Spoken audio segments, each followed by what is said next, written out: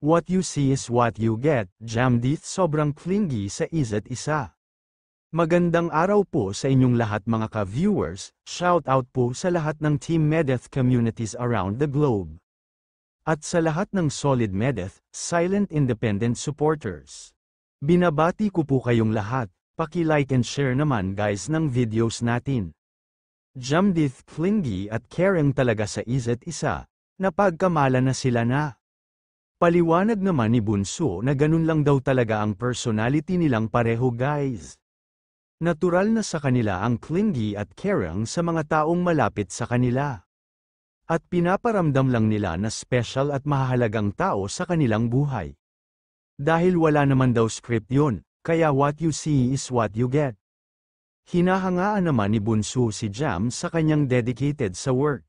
Napaka-busy person, workaholic, very passionate sa work.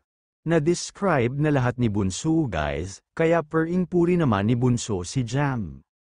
Sa kanyang personality on how he treat his office mates. Sa mga taong nakapalibot sa kanya, sa mga kaibigan niya at lalong-lalo na kay Bunso.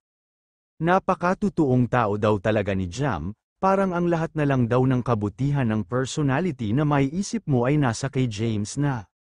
Bihira lang daw si Bunso maka-encounter ng tao na ganyan. Lesson learned this year ni Bunso, na you should know your limits and boundaries in someone's life, your stand sa mga taong nakapaligid sa'yo. Inaantok na daw si Bunso kaso nasa labas pa sila ni Jana, may nag-comment naman na amuyin na lang ni Bunso si James para mawala ang antok niya. Hindi naman kape si James guys na sabay tawa ni Bunso. Hanggang dito po muli mga ka-viewers, happy and healthy community is our priority. Maraming salamat po sa inyong lahat.